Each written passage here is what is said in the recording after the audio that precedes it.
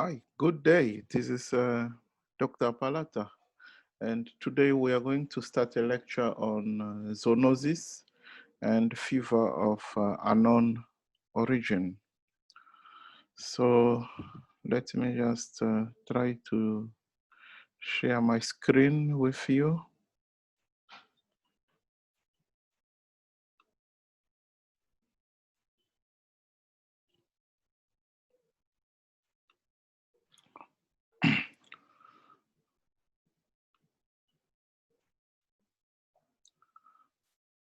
Okay, so this lecture on zoonosis and fever of unknown origin is divided into 4 parts.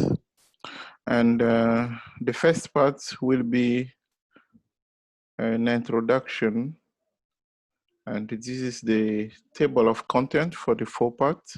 The first part will be an introduction to zoonosis as the cause of fever of unknown origin. And in part 2, we will discuss viral zoonosis, including viral hemorrhagic fevers. Then in part 3, we will discuss bacterial zoonosis, and part 4, parasitic zoonosis. So this is the part 1. As I said, introduction to zoonosis as the cause of fever of unknown origin. Let's start by illustrating this. By using this case scenario. It was in September 12, 2008, when a new virus, a new strain of arenavirus came into South Africa through the OR Tambo airport. So it was about a lady, that woman was from Zambia, and she then became sick while in Zambia. She was a safari agent. She became ill, and then she was accompanied by a paramedic into South Africa. So she arrived on September 12. Then she was received, that is the arrival, on 12. So this is the case 1 here, the case 1 on a red. It's the case 1, it's the red color. So this is the lady who arrived from Zambia, then received in a Johannesburg private hospital on the 12th, admitted. Then 2 days later, on the 14th, she died. Then here on the green color, it's the paramedic who came with the lady. So this paramedic became also ill, the same day of admission of the index case. Then after that, in 2nd of October, the paramedic died. And the third case, it's the case of a nurse who was an exposure to case 1. It means that the nurse who received the initial patient who arrived from Zambia. And this nurse became ill almost the same day when she received, she was exposed and she developed the disease few days later, and she was admitted and she also died. Then the 4th case was then a cleaner.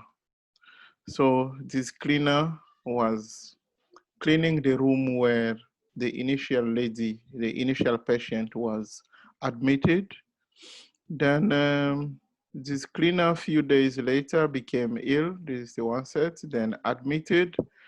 And only 1 day after admission, she died.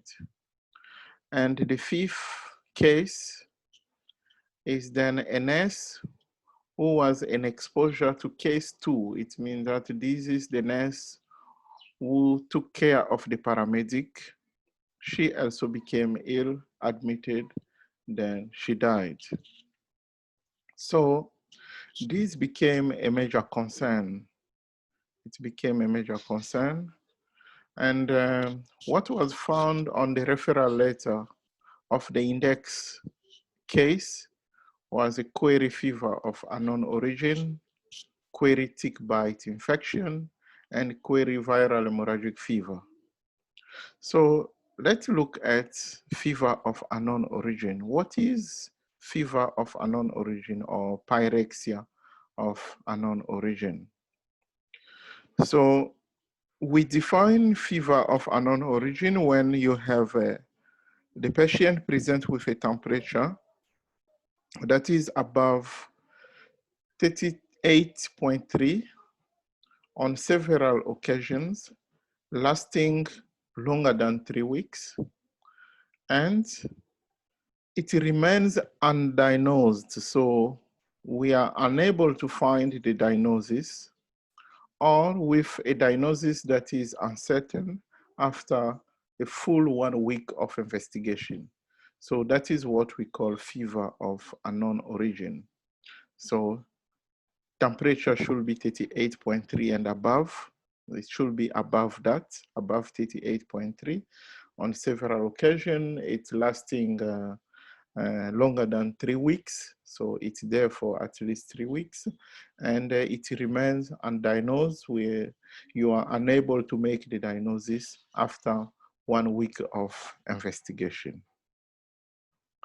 There are some few facts about fever of unknown origin. The first one is that fever of unknown origin remains one of the most difficult diagnostic challenges in medicine. So some of the situations are not easy to determine the cause. It might be a challenge, and the reason is that it might be caused by over 200 disorders or conditions. You know, there are so many conditions that are able to cause fever of unknown origin. So that makes it difficult. And the problem is that clinicians will then start sending specimens into the lab requesting numerous investigations, and sometimes they don't have any clue about what they are looking for. And some of the information they might get can mislead them, or it can just lead to a diagnosis that is inefficient or uncertain. Now, to try to make things easy, fever of unknown origin should be classified into 5 distinct categories. We have what we call classic fever of unknown origin that actually meets the definition that we spoke about earlier on. It means a temperature of 38.3 and above, lasting over 3 weeks, and with no diagnosis, confirmed diagnosis after 1 week of investigation. So this is what we call the classic fever of unknown origin. Then we have what we call, the second group is what we call the healthcare associated fever of unknown origin. So this is actually a patient who is admitted, and during admission, there is no fever, and it was not there. The fever in hospitalized patient receiving acute care and with no infection present or incubating at admission. So at admission, there are no signs or symptoms suggesting of any infection.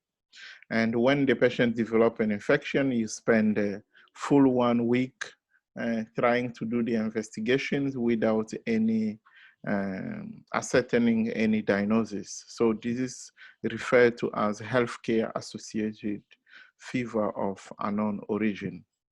Then the third category is immune deficient fever of unknown origin. So here you are dealing with immunodeficient, a patient who is immunodeficient, And he is diagnosed, he developed fever, 1 week of full investigations. There is no concrete diagnosis, no answer. Then we also have the fourth group is what we call HIV-related fever of unknown origin. Here you have fever lasting again for more than 3 weeks. In outpatient with confirmed HIV infection, or more than 3 days if you are dealing with an inpatient. And after full investigation, the diagnosis is still uncertain. Then the last group is what we call fever of unknown origin in returning travelers. So here, to have an idea of the condition causing fever in returning travelers, there are a number of specific issues that you need to try to identify, like the geographical areas visited by the patient, the duration of stay, exposure to food or exposure to drink or milk, exposure to any insect. Remember the case of the lady from Zambia, it was query tick bite infection. So you need to know whether it was a tick, it was mosquitoes, and the time interval since the patient returned. So any history of vaccines or immunization taken before traveling or any prophylaxis you need to know. And what you also need to try to identify will be different patterns of fever. You will try to find out different patterns of fever. Let's say you have a continuous fever. So here you have the temperature starts increasing, then it remains in plateau and for a long period of time, and then after that it decreases at what we call continuous fever. So an example of a condition that can cause continuous fever is what we call typhoid fever. Then we also have a different subcategory of a continuous fever with abrupt onset and the remission. So here, the difference with the first one is that it's increasing slowly until it will reach the plateau. Then it will remain there, But here you will see the temperature was normal, then there is a sudden increase, then it will remain in a plateau, then a sudden decrease of the temperature. So this is a subcategory of continuous fever that you can also pay attention to. Then there is another pattern of fever that we call remittent fever. Remittent fever, here you can see that the normal temperature is here, and the fever, the temperature will increase, it will remain there, it will reach plateau, it will decrease, it will never reach the normal range. So you have a remission, then you have an increase again of the temperature, you have a remission, you have an increase. This is what we call remittent fever. And an example of remittent, a condition causing remittent fever is infective endocarditis. Then we have an intermittent fever. Now you can observe the difference between a remittent fever and intermittent fever is that here, when the temperature increases and during the remission, you will actually reach the normal body temperature. Then after 2 or 3 days, depending on, especially in the case of malaria, depending on the species of plasmodium that infects the person, it might last 2 or 3 days, then the temperature increases again, then it will come back, you achieve full remission, so the normal temperature, then it increases. So this is the difference between intermittent and the remittent. In the remittent, the temperature will decrease, but it will never reach the normal body temperature, while during intermittent, it will decrease and it will reach the normal body temperature. So an example, classic example of intermittent fever, condition causing intermittent fever is malaria. Then we have another pattern is undulant fever. Undulant fever, So you will see that the temperature will increase slowly, then it will be there for, it will remain in a plateau for a long period of time. It will come down, then you will have a remission sometimes for weeks, for many days, then it will increase again, you know, and so on. An example of condition causing that is brucellosis. Then the other one is what we call relapsing fever. Relapsing fever is that you have the temperature there, it comes down, then you might have a remission for maybe 2 to 3 weeks. You forget about the fever. Then it suddenly increases again. The increase will be abrupt, it will be in a plateau, then it suddenly decreases. You have a long period of remission, then it will increase again. An example of condition causing that is borreliosis. So those will, the pattern of fever, if you combine that with, you know, those identification of a specific area, exposure and that, and you look at the pattern of the fever, it can give you quite a good indication of what could be the underlying reason for the fever. So fever of unknown origin, causes of classic. If you are suspecting classic fever of unknown origin, remember we had 5 categories of fever of unknown origin. The classic category of fever of unknown origin, in many cases, they are caused by infections, and almost quarter to half of cases they are caused by infection. And really the focus of this full lecture on zoonotic diseases will be about infection causing fever of unknown origin. So we will not discuss other causes of fever of unknown origin like connective tissue disorders, neoplasma, and other causes, but we will mainly focus on infections because they represent the large part of the condition. So zoonosis as cause of fever of unknown origin. More than half of human pathogens are zoonotic, and that makes zoonosis an important subcategory of fever of unknown origin. So we need to remember that most of the reasons for the causes, the pathogens causing fever of unknown origin, we found zoonotic infections being on the top range. So the pathogenic microorganism is then transmitted from an infected individual via a vector that is mainly an arthropod. So what happens is that you actually need 3 things.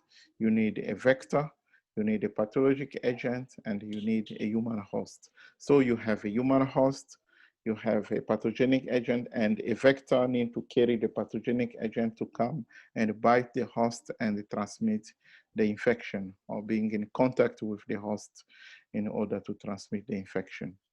So those intermediate, sometimes the host might not be a final host. Sometimes you have different intermediary hosts, like domesticated animals or wild animals can play the role of reservoir. Then you will need maybe another vector to transmit the infection from an intermediary host to the final host. So here we have different types of vectors. We have mainly the arthropod. The arthropod, especially you have your tick and the mite, and you also have the insects. And here you will find the bugs, the fleas, the lice, the flies, you know, so you have different types of vectors who are able to carry the infection. And the infectious agents can be viruses, rickettsia, bacteria, protozoa, helminths. Those are different agents. So we don't need to confuse the pathogenic agent with the vector. because those are the vector. It can be the arthropod, it can be like your tick, it can be mosquitoes, you know, those are the vectors, but the pathogenic agent can be your viruses, rickettsial bacteria. That's why in the second part of this presentation, we will deal with a viral zoonosis. So zoonotic diseases that are caused by different viruses. Okay, so thank you. We will then try to move into the second lecture, where we will discuss other conditions. Okay, so if you have any questions, please ensure that you send it to me, and I will try to respond to you. Thank you.